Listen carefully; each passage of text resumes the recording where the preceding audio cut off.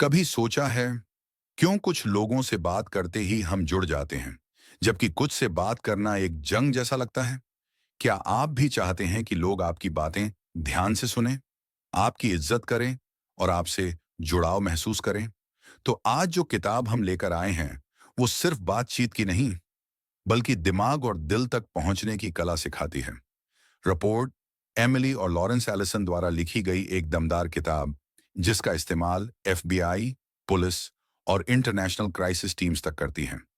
लेकिन ये किताब सिर्फ उनके लिए नहीं है, ये हम सब के लिए है, जो अपने रिश्तों में, करियर में या किसी भी बातचीत में सच्चा जुड़ाव बनाना चाहते हैं। इस वीडियो सीरीज में हम इस किताब के 6 सबसे जरूरी चैप्टर्स को विस्तार से समझेंगे। हर चैप्टर में मिलेगा उस चैप्टर का मकसद, क्यों वो जरूरी है, क्या करना चाहिए और क्या नहीं, असली जिंदगी के उदाहरण और ऐसे प्रैक्टिकल टिप्स जिन्हें आप आज से ही इस्तेमाल कर सकते हैं।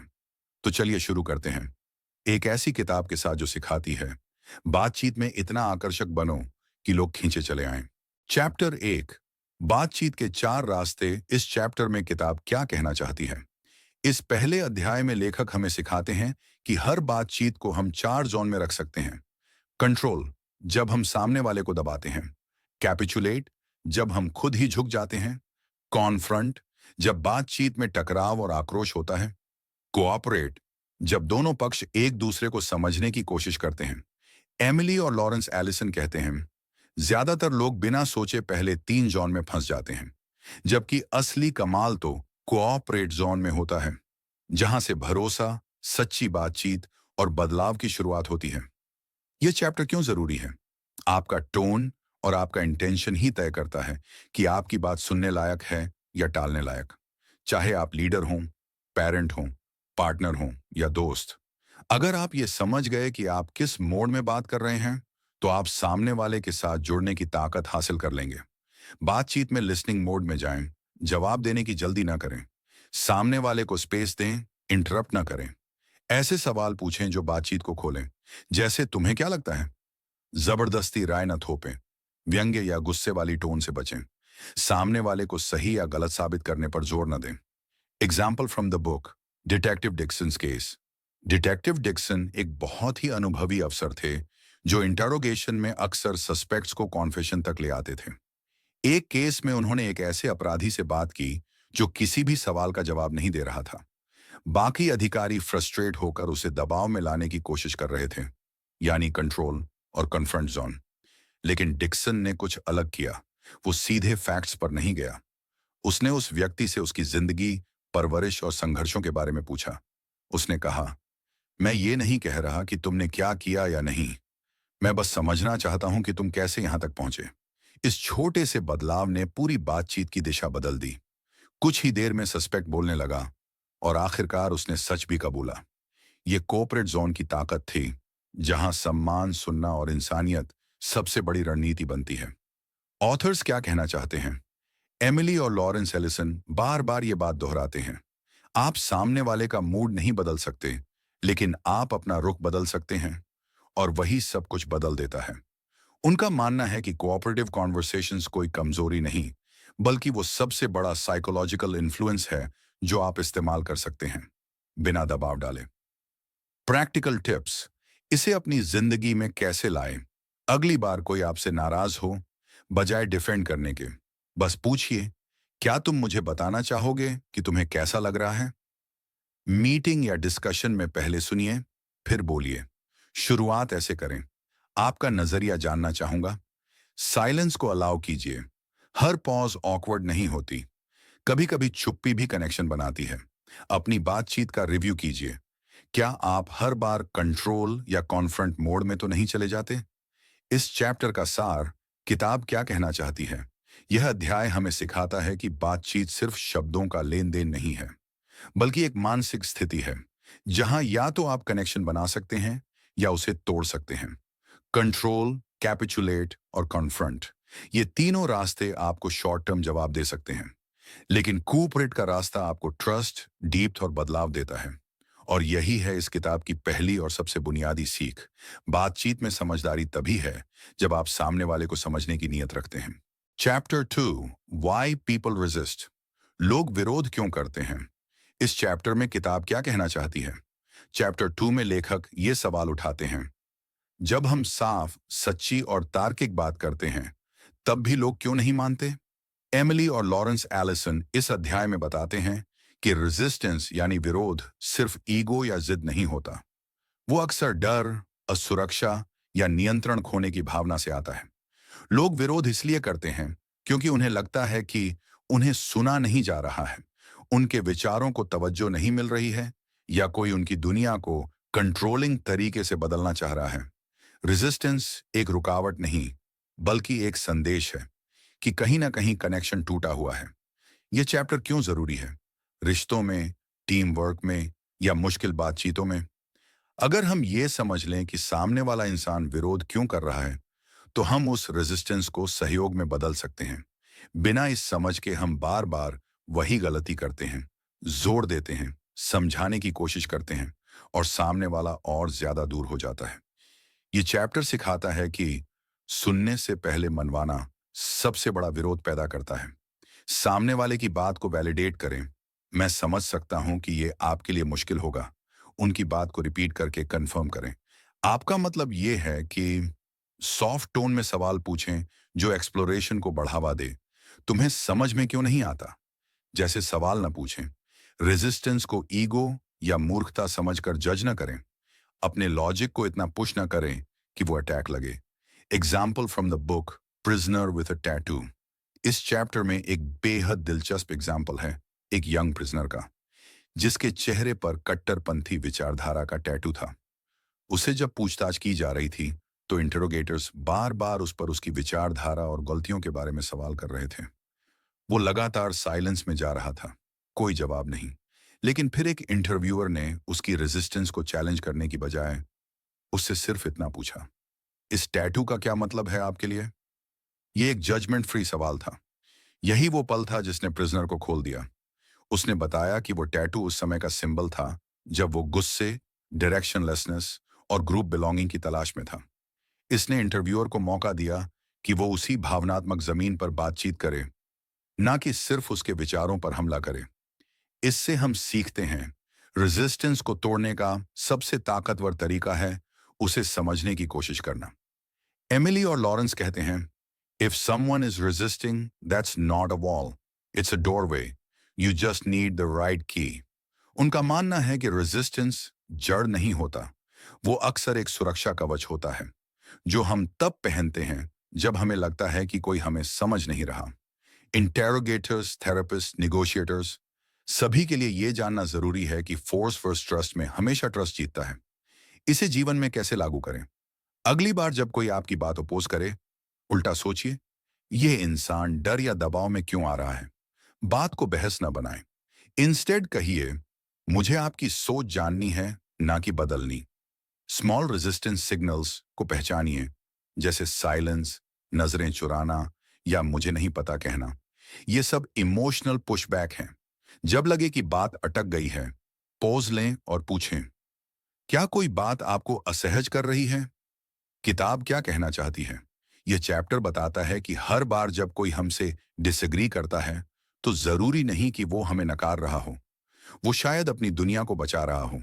रेजिस्टेंस को नजरअंदाज करने से बेहतर है उसे पढ़ना, समझना और उसकी भाषा में कनेक्ट करना। यही वो तरीका है जिससे हम टूटे हुए संवाद को विश्वास में बदल सकते हैं। Chapter 3, how to build trust. भरोसे की नींव कैसे रखें? इस चैप्टर में किताब क्या कहना चाहती है? इस अध्याय में लेखक हमें बताते हैं कि किसी भी सफल बातचीत की जड़ होती है ट्रस्ट, यानी भरोसा। एमिली और लॉरेंस एलिसन के अनुसार, trust isn't built through power, it's built through presence, patience and respect। किताब में बताया गया है कि जब लोग सेफ और रिस्पेक्टेड महसूस करते हैं, तब वो खुलते हैं। ट्रस्ट बनाने का मतलब है ऐसा माहौल देना जहां सामने वाला खुद को जजमेंट से मुक्त समझे। इस अध्याय का मूल संदेश है, बिना ट्रस्ट के कोई इन्फ्लुएंस नहीं टिकता। ये चैप्टर क्यों जरूरी है? सोचिए, कोई आपकी बात तभी सुनेगा जब उसे लगे कि आप उसके भले के लिए बोल रहे हैं, ना कि सिर्फ खुद को सही साबित करने के लिए। बिना भरोसे के आइडियाज रिजेक्ट हो जाते हैं, फीडबैक विरोध में बदल जाता है और कम्युनिकेशन दीवारों से टकराती रहती है, इस चैप्टर की मदद से आप रिश्तों में, काम में और बातचीत में गहरी और स्थायी समझ बना सकते हैं। कंसिस्टेंसी रखिए। हर बार एक जैसा रिस्पेक्टफुल व्यवहार। सामने वाले को जजमेंट फ्री स्पेस दीजिए। Eye contact, open body language और काम टोन रखें। पहले से धारणा न बनाएं, लोग इसे बहुत जल्दी पकड़ लेते हैं। सार्कैज़म, इंटरप्ट करना या डिसमिसिव व्यवहार न दिखाएं। सामने वाले को कमतर या गलत महसूस न कराएं। Example from the book the hostage negotiator. एक हॉस्टेज सिचुएशन में एक आदमी ने कई लोगों को बंदी बना लिया था। उसका मानसिक संतुलन बिगड़ा हुआ था और उसके पास हथियार भी था। निगोशिएटर्स लगातार उससे बात करने की कोशिश कर रहे थे, लेकिन वो किसी की नहीं सुन रहा था। हर बार जब कोई ऑफिसर उसे निर्देश देता, वो और ज्यादा आक्रामक हो जाता। फिर एक एक्सपीरियंस नेगोशिएटर आया, जिसने बातचीत की शुरुआत ही कुछ अलग अंदाज में की। उसने कहा, तुम जो महसूस कर रहे हो वो कोई नहीं समझ सकता, लेकिन मैं कोशिश करना चाहता हूं। उसने कोई धमकी नहीं दी, कोई डिमांड नहीं रखी, बस उस इंसान को इंसान की तरह देखा। धीरे धीरे बातचीत आगे बढ़ी। घंटों बाद उस आदमी ने सभी हॉस्टेजेस को छोड़ा, एक भी गोली चले बिना। यह था ट्रस्ट का कमाल। जब आप डर नहीं, सम्मान के जरिए बात करते हैं, तो हालात बदल सकते हैं। एमिली और लॉरेंस लिखते हैं, trust is not a switch, it's a staircase. Her interaction एक स्टेप है, या तो ऊपर जाने वाला या नीचे गिराने वाला। उनका मानना है कि हम जितना सेफ स्पेस क्रिएट करते हैं, सामने वाला उतना ही ज्यादा हमें सुनने के लिए तैयार होता है। यह चैप्टर हमें सिखाता है, दबाव से नहीं बल्कि भरोसे से बदलाव आता है। अपनी बात रखने से पहले 1 मिनट सिर्फ सुनने पर खर्च करें और आंखों में देखकर कहें, मैं समझना चाहता हूं कि आप क्या सोचते हैं। बात के बीच में इंटरप्ट ना करें। जब साइलेंस हो, तब भी घबराएं नहीं, उसे जगह दें। बॉडी लैंग्वेज साफ रखें, खुले हाथ, स्टेडी पॉस्चर और बिना घबराए सुनने का भाव रखें। ट्रस्ट बिल्ड करने में स्पीड नहीं, स्थिरता मायने रखती है। बार बार साबित कीजिए कि आप सुनते हैं, जज नहीं करते। किताब क्या कहना चाहती है? ट्रस्ट कोई एक दिन की चीज नहीं, वो रोज की बातचीत से बनता है। अगर आप चाहते हैं कि लोग आपकी बात माने, तो पहले उन्हें यह महसूस कराना होगा कि आप उनकी बात समझते हैं। ट्रस्ट वही रिलेशन बना सकता है जहां डिसएग्रीमेंट भी सम्मान में बदल सकता है। और यही इस चैप्टर की सबसे बड़ी सीख है। बातचीत की असली ताकत भरोसे की नींव से आती है। चौथा अध्याय, नियंत्रण से असरदार बनना अलग होता है। इस अध्याय में एमिली और लॉरेंस एलिसन हमें सिखाते हैं कि कंट्रोल, नियंत्रण और इन्फ्लुएंस, प्रभाव में बारीक लेकिन बेहद अहम फर्क होता है। जब हम किसी को बदलना चाहते हैं, समझाना चाहते हैं या कोई काम कराना चाहते हैं, तो हम अक्सर कंट्रोल को ही पावर समझ बैठते हैं। लेकिन लेखक कहते हैं, control creates resistance, true influence invites change. यानी जब आप किसी पर दबाव डालते हैं, चाहे शब्दों से, टोन से या स्थिति से, तो सामने वाला या तो झुकता है या लड़ता है, लेकिन कभी सच्चे मन से नहीं बदलता। असल में इन्फ्लुएंस वहीं होता है जहां कनेक्शन, ट्रस्ट और सम्मान हो। यह चैप्टर क्यों जरूरी है? जिंदगी के हर रिश्ते में, चाहे वो पेरेंटिंग हो, लीडरशिप हो या निगोशिएशन, हम रोजाना ये तय कर रहे होते हैं कि हम कंट्रोल कर रहे हैं या influence. Control short term results देता है, लेकिन इन्फ्लुएंस लॉन्ग टर्म बदलाव। अगर आप अपने रिश्तों, बातचीत और लीडरशिप में गहराई लाना चाहते हैं, तो ये समझना जरूरी है कि पावर नहीं, पर्पस असर लाता है। अपनी बात इस तरह रखें कि सामने वाला चुनाव की आजादी महसूस करे। ऐसा माहौल बनाएं जहां डिसएग्रीमेंट भी सेफ लगे। सामने वाले के नजरिए को जेन्युइनली एक्सप्लोर करें। तुम्हें यह करना ही पड़ेगा जैसे स्टेटमेंट से बचें। जवाब को फोर्सफुली डायरेक्शन में खींचने की कोशिश न करें। बार बार अपनी अथॉरिटी का हवाला न दें। Example from the book the young gang member and the officer. इस चैप्टर में एक पावरफुल कहानी दी गई है, एक 16 साल के गैंग मेंबर की, जिसे एक अधिकारी पूछताछ कर रहा था। यह लड़का बिल्कुल हॉस्टाइल था, आंख नहीं मिला रहा था, बात का जवाब नहीं दे रहा था, सिर्फ एक शब्द में रिप्लाई कर रहा था। कई अफसरों ने कोशिश की, लेकिन सबने कंट्रोल अप्रोच अपनाई। तुम्हें जवाब देना पड़ेगा, तुम्हारे लिए यह बेहतर है कि अब बोलो। पर एक ऑफिसर ने कुछ अलग किया। उसने बातचीत शुरू की, लेकिन बिना किसी दबाव के। उसने कहा, तुम यहां जब तक चाहो चुप रह सकते हो, लेकिन अगर तुम कभी बात करना चाहो, मैं तुम्हारी कहानी सुनना चाहूंगा। बस यही बात उस लड़के को हिला गई। उसने पहली बार ऑफिसर की तरफ देखा और कुछ देर बाद बोलना शुरू कर दिया। यही फर्क था कंट्रोल और इन्फ्लुएंस में। कंट्रोल ने दीवारें खड़ी की, पर रिस्पेक्ट और चॉइस ने दरवाजा खोल दिया। एमिली और लॉरेंस साफ कहते हैं, power use to dominate invites silence, power use to understand invites dialogue. यानी जब आप अपनी अथॉरिटी का इस्तेमाल दबाने के लिए करते हैं, तो सामने वाला बंद हो जाता है। लेकिन जब आप अपनी ताकत का इस्तेमाल सुनने और समझने के लिए करते हैं, तो सामने वाला खुलता है। यह अध्याय हमें बताता है कि बातचीत में सच्चा लीडर वही होता है जो लोगों को डर से नहीं, सम्मान से आगे बढ़ाता है। जब भी किसी से मदद या बदलाव की उम्मीद करें, उसकी जगह से सोचें, अगर मैं उसकी जगह होता तो कैसे सुनना पसंद करता। कमांड्स को रिक्वेस्ट्स में बदलें, तुम ये करो। अगर तुम ऐसा कर पाते तो बहुत मदद मिलती। अपनी बॉडी लैंग्वेज और टोन को न्यूट्रल रखें। असर्टिव होना जरूरी है, पर एग्रेसिव नहीं। डिसएग्रीमेंट को क्यूरियोसिटी में बदलें। कहें, तुम्हें ऐसा क्यों लगता है? और सच में सुनिए इस चैप्टर का सार। किताब क्या कहना चाहती है? चैप्टर 4 हमें यह सिखाता है कि कंट्रोल एक इल्यूजन है। हम सिर्फ सरफेस पर असर डाल सकते हैं, लेकिन दिल और दिमाग को नहीं छू सकते। सच्चा इन्फ्लुएंस तब आता है जब सामने वाला महसूस करता है कि वो सुना जा रहा है और उसकी चॉइस की इज्जत हो रही है। तो अगली बार जब आप किसी को बदलना चाहें, पावर दिखाने से पहले कनेक्शन बनाने की कोशिश कीजिए, क्योंकि असली ताकत वो है जो सामने वाले को जज्बातों के साथ बदलने को राजी करे। चैप्टर 5 सुनने के लिए समझना, समझने के लिए सुनना, जवाब देने के लिए नहीं। इस चैप्टर में किताब क्या कहना चाहती है?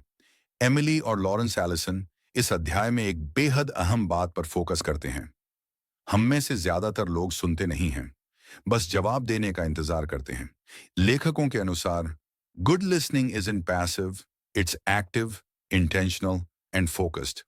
मतलब सुनना कोई शांति की मुद्रा नहीं है। ये एक सक्रिय प्रक्रिया है जहां आप सामने वाले की बात को सिर्फ शब्दों से नहीं, भावनाओं, नियत और कॉन्टेक्स्ट से भी समझते हैं। चैप्टर 5 हमें सिखाता है कि सुनने की कला किसी भी बातचीत को संघर्ष से सहयोग में बदल सकती है। यह चैप्टर क्यों जरूरी है? आज के दौर में सबको बोलना है, पर कोई सुनना नहीं चाहता। आप नोटिस करेंगे, लोग बीच में रोकते हैं, जल्दी से सलाह दे देते हैं या सीधे निर्णय पर पहुंच जाते हैं। पर इस चैप्टर की सीख ये है कि जब आप सिर्फ सुनते नहीं, समझने के लिए सुनते हैं, तभी सामने वाला खुलकर और ईमानदारी से बात करता है। इससे रिश्तों में विश्वास बनता है, मिसकम्युनिकेशन कम होता है और बातचीत की गहराई बढ़ती है। क्या करें? डूज। पूरी बॉडी और अटेंशन सामने वाले की बात पर लगाएं। बीच में टोकने की आदत को कॉन्शियसली रोकिए। क्लैरिफाइंग क्वेश्चंस पूछें। क्या आप मतलब ये कह रहे हैं कि क्या ना करें? डोंट्स। सामने वाला बोले और आप अपने जवाब मेंटली तैयार करते रहें। हर बात पर सलाह या समाधान देने की जल्दी करें। हाँ हाँ मुझे पता है, या मेरे साथ भी ऐसा हुआ था, जैसी बातों से फोकस खुद पर खींचें। Example from the book the trafficking victim. इस चैप्टर में एक इमोशनल और संवेदनशील केस दिया गया है। एक यंग वुमन ह्यूमन ट्रैफिकिंग से बचाई गई थी। उससे एक फीमेल ऑफिसर ने बात की। पहले कई अफसर उससे बात करने की कोशिश कर चुके थे। उन्होंने स्टैंडर्ड क्वेश्चंस पूछे, जैसे तुम कब लाई गई, किसने लाया, तुम्हें कब भागने का मौका मिला। लेकिन हर बार उस लड़की ने बस पता नहीं, याद नहीं या कुछ नहीं कहा। फिर एक महिला अधिकारी ने अप्रोच बदला। उसने कहा, मैं जानती हूं ये सब दोबारा याद करना मुश्किल होगा, लेकिन अगर तुम चाहो तो मैं बस सुनना चाहती हूं, तुम्हारे शब्दों में, तुम्हारे हिसाब से। उसने ना कोई दबाव डाला, ना फॉर्मल लैंग्वेज यूज की, ना कोई अर्जेंसी दिखाई। और यहीं से शुरुआत हुई एक रियल कॉन्वर्सेशन की। कुछ देर में वो लड़की खुद बोलने लगी, धीरे धीरे, छोटे वाक्यों में, फिर विस्तार से, और आखिरकार इतना कुछ बताया जो किसी भी रिपोर्ट में नहीं था। यह सिर्फ लिसनिंग से पॉसिबल हुआ, वो भी ऐसा लिसनिंग जो समझने के इरादे से किया गया था। ऑथर्स क्या कहना चाहते हैं? एमिली और लॉरेंस एलिसन इस चैप्टर में कहते हैं, most people are not used to being truly listen to. When you offer that gift, they respond with trust. वो बताते हैं कि सुनना एक टूल नहीं, बल्कि एक गिफ्ट है जो सामने वाले को सम्मान, सुरक्षा और आत्मसम्मान का अनुभव कराता है। उनके मुताबिक जो लोग सबसे बेहतर इंटेरोगेटर्स, काउंसलर्स या लीडर्स बने हैं, वो सभी सबसे अच्छे लिसनर्स थे। इसे जीवन में कैसे लागू करें? जब अगली बार कोई आपको कुछ बताने लगे, ध्यान दें कि आप सुनने के बाद चुप रहते हैं या तुरंत जवाब देते हैं। साइलेंस को अलाउ करें। हर पॉज को भरने की जरूरत नहीं होती। कभी कभी सामने वाला सोच रहा होता है। बातचीत के बाद ये सवाल खुद से पूछें, मैंने उसकी बात समझने की कोशिश की या बस उसे सॉल्व करने की। यूज फ्रेजेस लाइक, तुम्हारे लिए ये कितना कठिन रहा होगा, मैं समझना चाहता हूं कि तुमने कैसा महसूस किया। किताब क्या कहना चाहती है? चैप्टर 5 हमें एक बहुत ही शक्तिशाली पर अंडररेटेड स्किल सिखाता है, सुनना, ताकि सामने वाला खुलकर बोले और अंदर से बदले। ये चैप्टर कहता है, इन्फ्लुएंस सुनने से आता है, बोलने से नहीं। कनेक्शन साइलेंस में भी बन सकता है, और सबसे गहरी बातचीतें वहीं होती हैं जहां कोई सच में सुन रहा होता है। तो अगली बार जब कोई बोले, अपने कान नहीं, अपना दिल भी साथ ले जाइए।